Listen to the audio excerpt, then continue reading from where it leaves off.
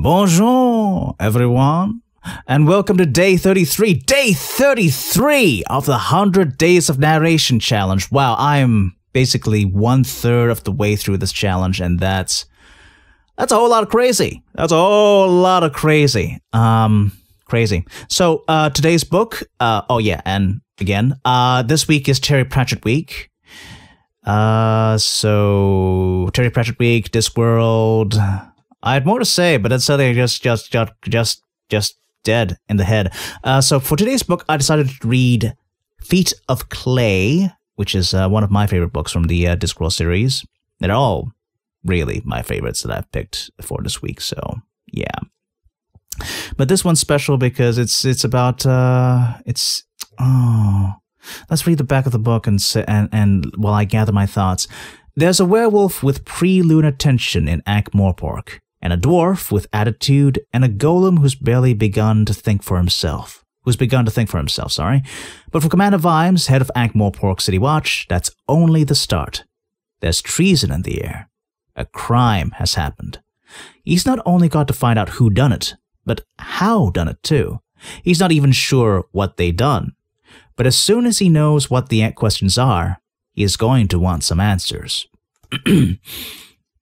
So, yeah, this is part of the Watch series, which was what Men at Arms was about. And yeah, I just love the idea of golems and all the. It's very. That's what I loved about the Watch books. They're just so filled with so many colorful characters and the way they interact. It's just so much fun. And it's about social justice too. I mean, this particular book, it's about slavery and indoctrination into said slavery, and how slaves can break out of it. I mean, it's a long way around because the slaves are golems, which are created machines and aren't technically human. But that's not the point. It's a really great. Really great book, and I really like it, and you should read it too. You should read all these books that I'm reading out to you, except for a couple which I probably am ashamed of. But this particular week, Terry Pratchett week, is a good series of books to read from. So let's have a look and see where we stop and read from there. So we shall read from page 242 to 243. God damn it! No, that's not gonna work. It ends in the part page. Okay, how about 196 to 197? That works. Ends on a sentence. That's good. Starts in the middle of a sentence, which is bad. Which is terrible. But we shall go for that. So, let's do that. First pass here. Shove would be the one to fall at the knees if the other one shouted, "Sir, sit!" Because although trained canines as aids for those bereft of sight and even of hearing have frequently been used throughout the universe, Foul Old Ron was the first person ever to own a thinking brain dog. The beggars, led by the dog, were heading for the dark art of Misbegot Bridge, which they called home. Or at least one of them called it home. The others respectively called it ha ha whoops and hand and shrimp. As they stumbled along the riverside, they passed a can from hand to hand, drinking appreciatively and occasionally belching. The dog stopped. The beggars shunted to a halt behind it.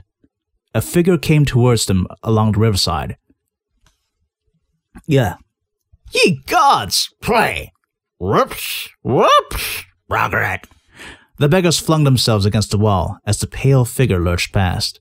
It was clutching at its head as if trying to lift itself off the ground by its ears, and then occasionally banging its head against nearby buildings. While they watched, it pulled a metal mooring post out of the cobbles and started to hit itself over the head. Eventually, the cast iron shattered. The figure dropped the stub, flung back its head, opened a mouth from which red light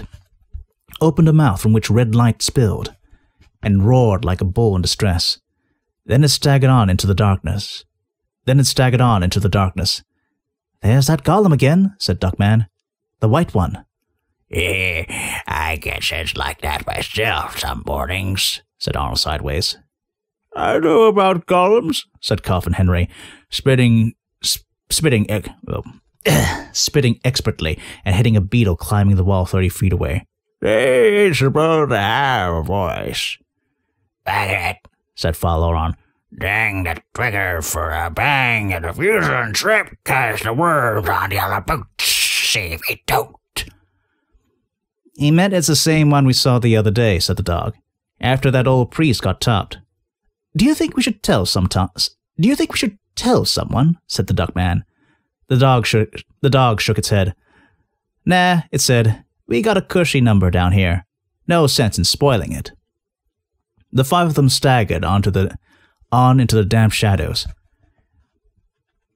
I hate bloody golems taking our jobs.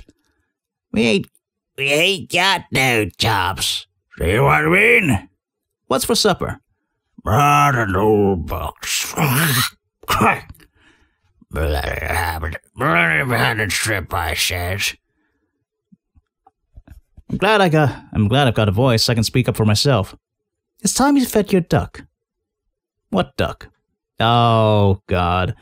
This is a great passage to choose because of all these different voices, and, I'm getting them confused, too. I don't have many voices. Now, Duckman, I believe he's actually a gentleman with a duck on his head, and that's the only thing crazy about him. He's just got a duck on his head, and he doesn't know that it's there. Or rather, maybe he does know it's there, and he doesn't, yeah. And then there's the seeing eye dog, or the brain dog for Faloron. And Faloron has always sounded like, bugger it, we'll let him hand and shrimp. So, that's what he should sound like anyway. But the other two, I don't know what Arnold Sideways and Coffin Henry should sound like. Well, I guess Coffin Henry would sound a little bit like this. And Arnold Sideways, whoops, I guess I can give it that. I guess I can give him that voice. Yeah, I guess I can give him that. Now the problem is when it gets towards the end, and I just get confused about which character is which. We'll try it again though. Second pass of this. So here we go. Shove would be the one to fall at the knees of the other one shouted sit. Because although trained canines as aids for those bereft of sight and even of hearing have frequently been used throughout the universe, Faloron was the first person ever to own a thinking brain dog. The beggars, led by the dog, were heading for the dark arch of Misbegotten Bridge, which they called home. At least one of them called it home. The others respectively called it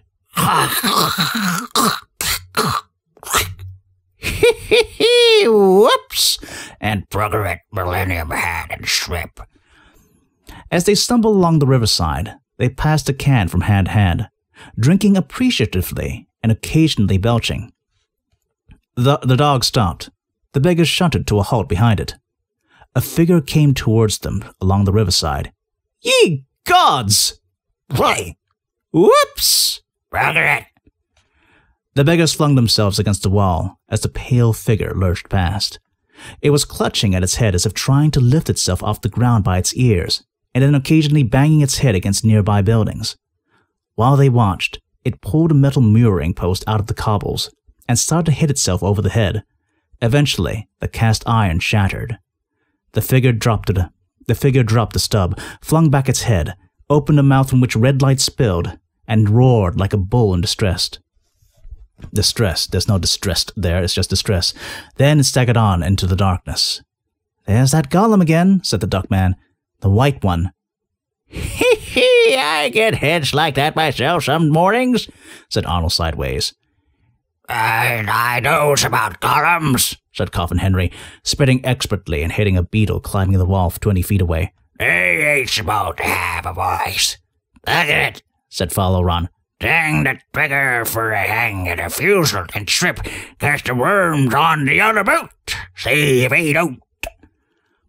He meant it's the same one we saw the other day, said the dog, after the old priest got topped. Do you think we should tell someone? Said the duckman. The dog shook his head. Nah, it said. We got a cushy number down here. No sense in spoiling it. The five of them staggered into the damp shadows. I hate bloody golems taking our jobs. We ain't got jobs. See what I mean? What's for supper? Mud and old boots. We'll let him have a strip, I says. I'm glad I got a voice. Sorry, let's try that again. I'm glad I've got a voice. I can speak up for myself. It's about time you fed your duck. What duck?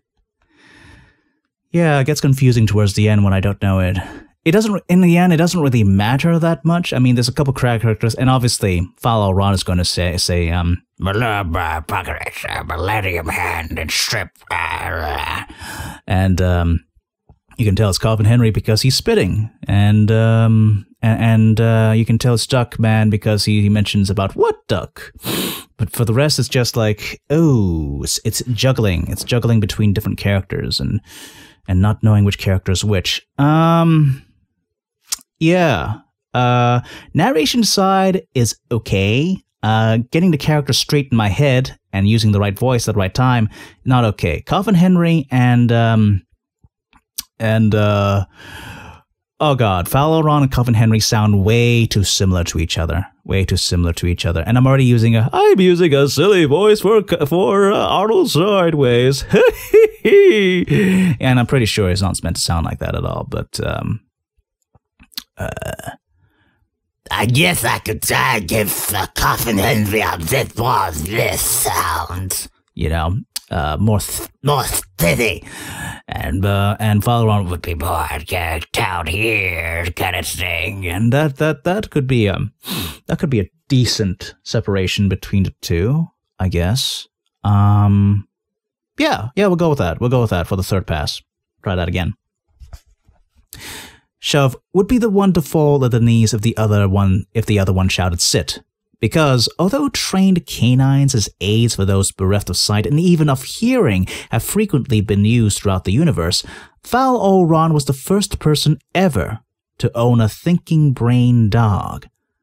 The beggars, led by the dog, were heading for the dark arch of Misbegot Bridge, which they called home. At least one of them called it home. The others respectively called it play. Whoops! And burger it, hand and shrimp. As they stumbled along the riverside, they passed a can from hand to hand, drinking appreciatively and occasionally belching. The dog stopped. The beggars shunted to a halt behind it. A figure came towards them along the riverside. Ye gods! Whoops! Burger. The beggars flung themselves against the wall as the pale figure lurched past. It was clutching at its head as if trying to lift itself off the ground by its ears and then occasionally banging its head against the nearby buildings. While they watched, it pulled a metal mooring post out of the mooring post. It pulled a metal mooring post out of the cobbles and started to hit itself over the head. Eventually, the cast iron shattered. The figure dropped the stub, flung back its head, opened a mouth from which red light spilled, and roared like a bull in distress. Then it staggered on into the darkness. There's that golem again, said Duckman. The white one. I get heads like that myself, son, said Arnold Sideways. I knows about golems, said Coffin Henry, spitting expertly and hitting a beetle climbing the wall 20 feet away. They ain't supposed to have a voice. Brother it, said Follow Ron. Dang the trigger for a bang and the fusel and strip 'cause the worm's on the other boat. See if we don't. He meant it's the same one we saw the other day, said the dog, after that old priest got topped. Should the dog have a different voice? I don't know. It's the last pass, but maybe I should give him a It means it's the same one we saw the other day, said the dog, after the old priest got topped. Do you think we should tell someone? Said the duckman. The dog shook its head. Nah, it said. We got a cushy number down here. No sense in spoiling it. The five of them staggered on into the damp shadows. I hate them bloody golems taking our jobs. We hate god jobs. See what I mean? What's for supper? The no boots. Hand and shrimp, I says. I'm glad I got a voice. I can speak up for myself. It's time you fed your duck. What duck? Okay. Yeah. That'll work for what I've done. So, leave it on that, I guess. Third pass? Is that alright? I think that'll be alright. Want to go for a fourth one? Should we do a fourth one? Let's do a fourth one. Why not? It's only 15 minutes, 16 minutes. Yeah, do a quick fourth one. And the dog was just, the dog would just have a slightly high-pitched voice. I don't know if I'll make him this sad sounding. This is a little bit too sad. Why is the dog sad? Well, he is Foul Ron's thinking brain dog, so maybe he is sad, but I don't think he would be. I don't think he would be a sad dog. He likes this. I think he would like this life. Shove would be the one to fall at the knees if the other one shouted sit. Because although trained canines as aids for those bereft of sight and even of hearing have frequently been used throughout the universe, Foul Ron was the first person ever to own a thinking brain dog. The beggars led by the dog were heading for the dark arch of Misbegot Bridge, which they called home. At least, one of them called it home. The others respectively called it